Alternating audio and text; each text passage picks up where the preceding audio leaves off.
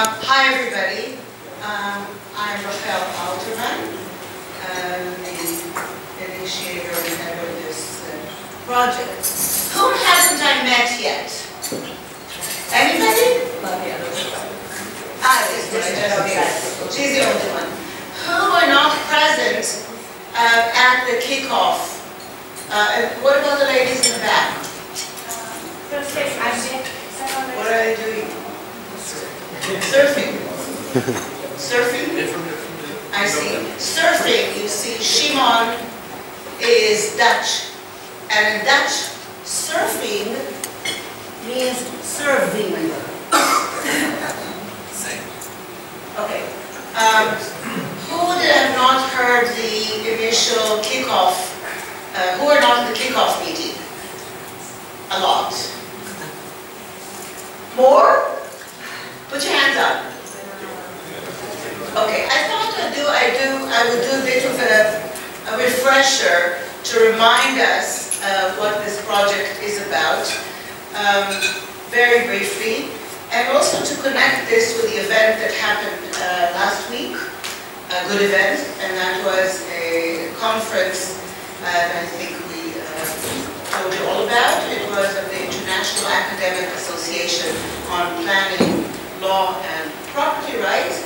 It's an international academic forum that I established 8 years ago outside Israel, and it has had annual conferences in various parts of the world. And this was the first time in which it had its homecoming in a way in Israel. And because we had such a very eminent group of scholars, of academics, and of PhD students who link land and law and planning of regions and cities and conservation areas, due to that, we thought it would be a good idea to have a Mare Nostrum track. There were 13 presentations, actually 14 presentations, and it was, I think, very informative. All those presentations will be on video, Dan? Yeah, everything will be on website. Okay. Now, that has already enhanced, Mare Nostrum has enhanced our, shall we say, diameter of scholars and of countries involved indirectly in Mare Nostrum, the knowledge areas which we now are able to draw. So beyond our group, we have inputs, academic inputs based on research from Germany, that was already kickoff, from Turkey, and from Italy, that was in the kickoff. We now have also from the United States, in fact, 2 or 3 different views of this enormous issue, 2 contributions of research from Australia, 1 from Denmark, 1 from the Netherlands, and the Netherlands was not very popular among the environmentalists because it has, of course, many people live on reclaimed sea and built up, but c'est la vie, that's their vie, their life, and that's what they survive on. And an additional scholar from Spain, who is a professor of law, so I think that's also an important input. We also had another contribution of an academic from Greece. Have I forgotten anything? Yes, we also had interesting ideas from Sweden regarding building regulations not of planning but of construction, and I think it's an avenue that we should follow. Do you understand what I mean? I mean how to construct buildings, if allowed, on in a manner that could accommodate situations of water, floods. Okay, so there's a whole area of engineering and architectural solutions, that ideas that we should bring in, they're all related to regulation, because in the last analysis they will need to be regulated. So I think that was a very important input, and we got that without paying money, or hardly any money, so I think that we're now getting a much broader sphere of, some will be further, will be official associates, such as Nicole Buran, who will come tomorrow. She's an Australian professor, and some are just participants in the planning law and property rights who have come their own way, paid their own way, even paid a modest participation fee, but enriched us because it was a call for papers.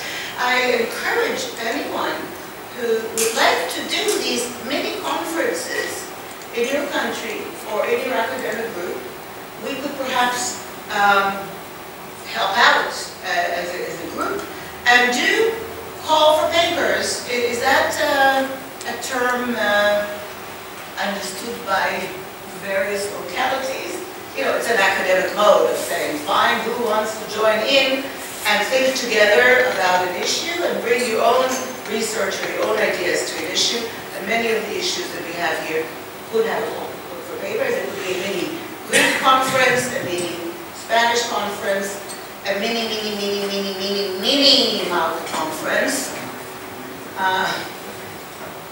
And we could also do another, or a mini Israeli conference, because we haven't yet had that.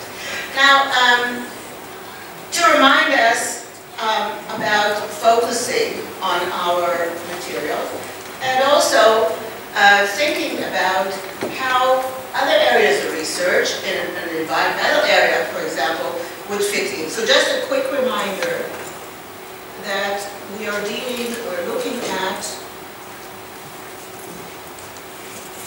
we're not.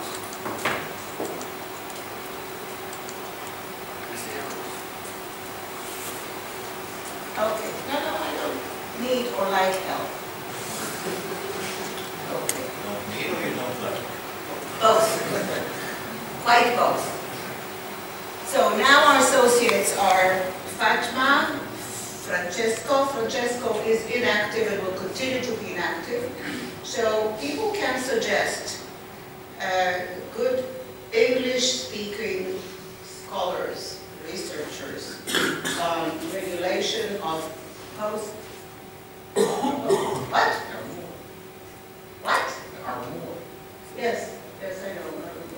Such like this. But we would very much like another talented associate. Francesco is working up to be president of the Association of European Schools of Planning, and I don't think he's continuing or will carry out much in this area. So people who have ideas, colleagues in law or planning or related fields, please let us know. We also need input from France. We are very short on France. France is a very important participant. Yeah. So you say we can suggest associate partners? Right now? Not right now. Later. Yes.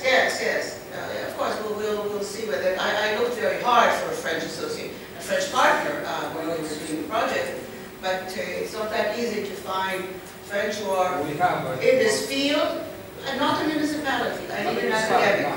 An academic in regulation of land or law and land, the planning, and who's good in English, because we don't want to write it for him or her.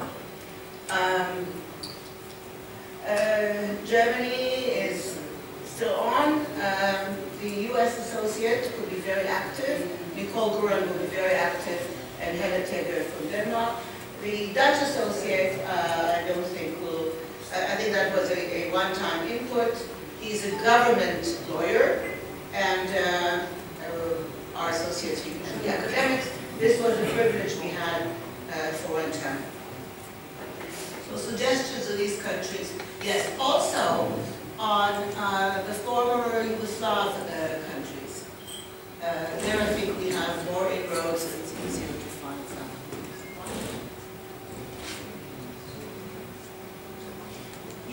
remember that we are looking at the very small details of implementation, and we will hear problems of implementation. We will hear a lot of them in the case studies. And you probably remember the implementation box.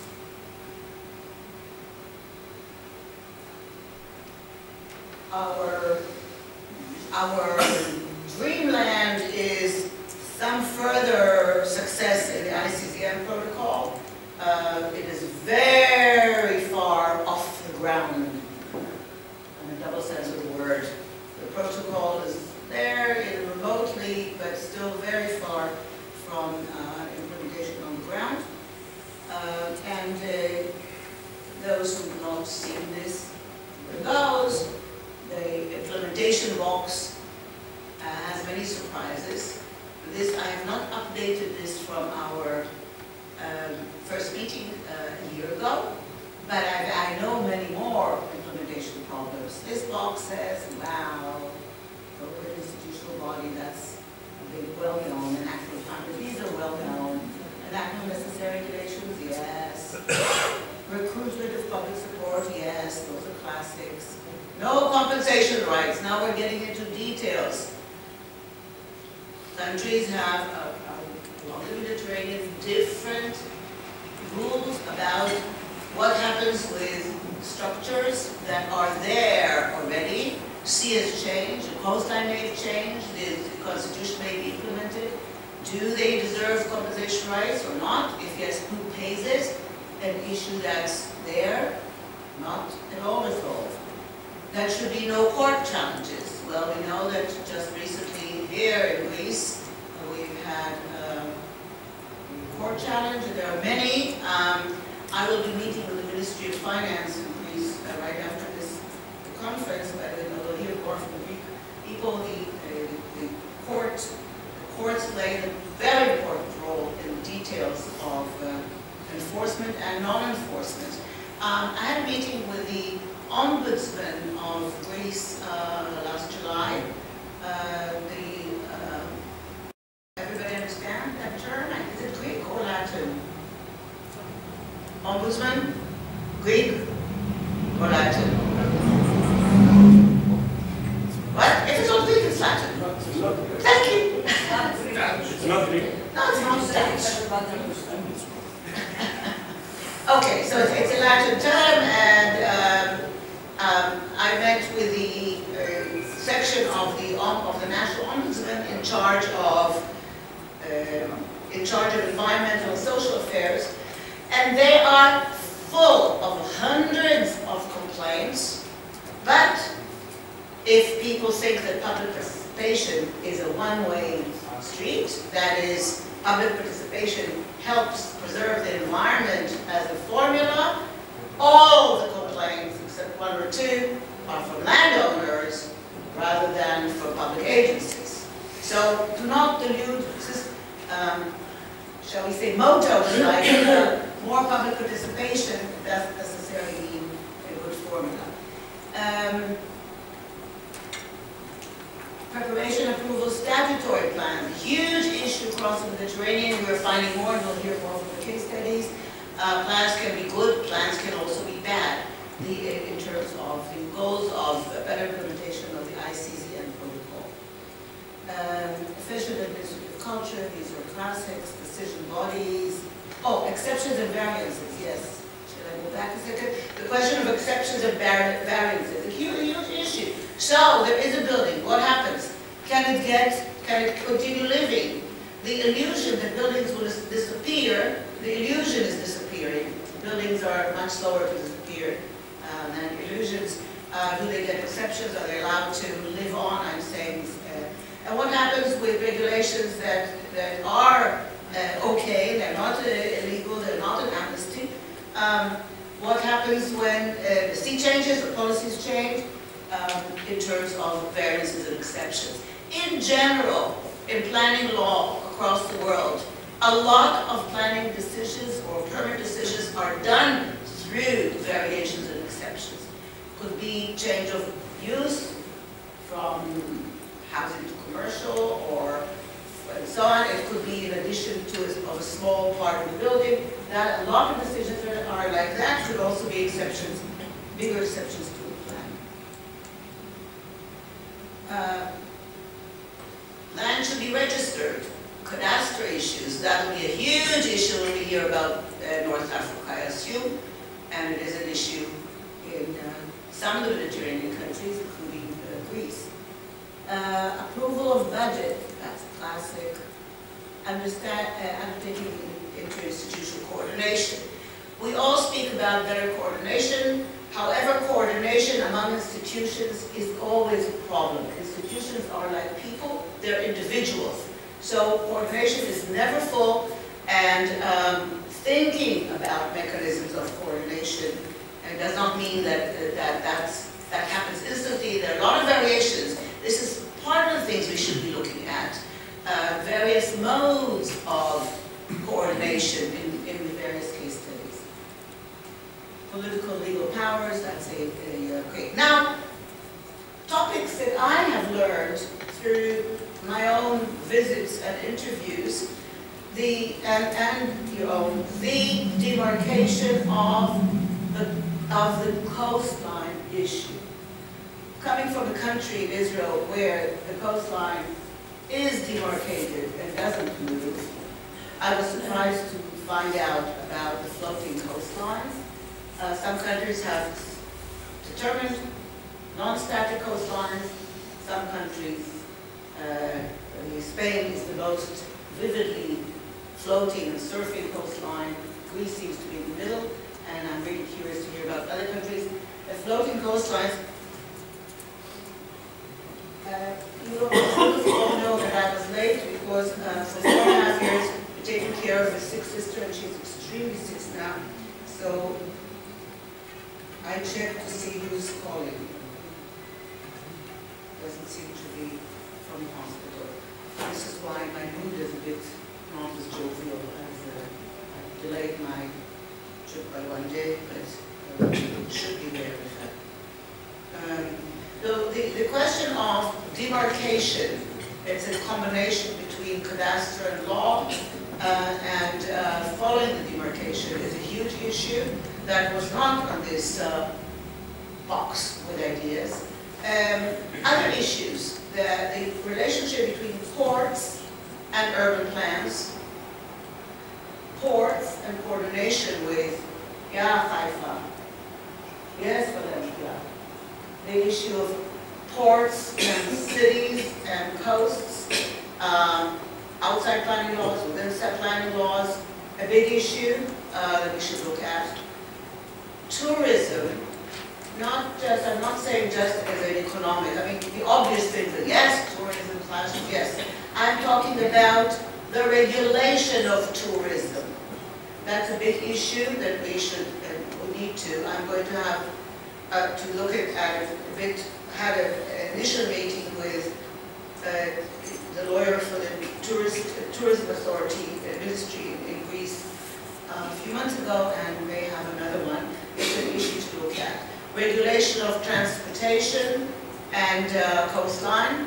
Again, it's a classic to say, yes, roads, we're not looking in this project, we all know roads conflict with, growth conflicts with. We want to look at how the regulations work for or against and how they could be improved to find better balances between the conflicting demands from the coastline.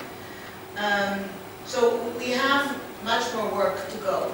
We also have been discovering, what some of you already know very well, and that is there are lots of projects about the Mediterranean coastline and the Mediterranean Sea, financed by the EU. There is one on transportation, there's one on tourism, there's one on jellyfish. I loved their dissemination graphics. I love the jellyfish. I don't know about the fish, but the graphics of the fish. There are 12 or 14 currently active research projects or research and action projects about the Mediterranean. And the new call, I was told last November by the Sardinian people, the EU people, the new call will include more coastline regulation and coastline management. So yeah, there's a lot to draw on, but on the other hand, there's also, there's opportunities there, but I think also we're filling a very important hole in these because we're the only one who are looking for this entire web of activities and conflicts and research from the regulation and implementation perspective. Okay, the rest is what we already know. And okay, now I wanted to say a word about the relationship between what we're doing and environmental research, Giorgio especially, and others. This is a very important stratum basis for research to alert us about environmental degradation of all types. For us we're not going to research the environment, as you know, we all know, that's not our agenda, it's not our, it's not our mission, it's not our call, it's not what we're financed to do. So we don't analyze, well, I should say before I go on that I attended a huge conference in Marmaris in Turkey in end of October, beginning of November, where there were many hundreds of papers. There were many academics and many NGOs and various government or quasi-government, mostly NGOs and academics. Most of them were on environmental and environmental engineering issues. Despite this, I'm going to... I did a follow me, but it hasn't worked. I tried to... I have a special phone for emergency so that this wouldn't happen. But the follow me hasn't succeeded. I'll have to ask my husband to do it again.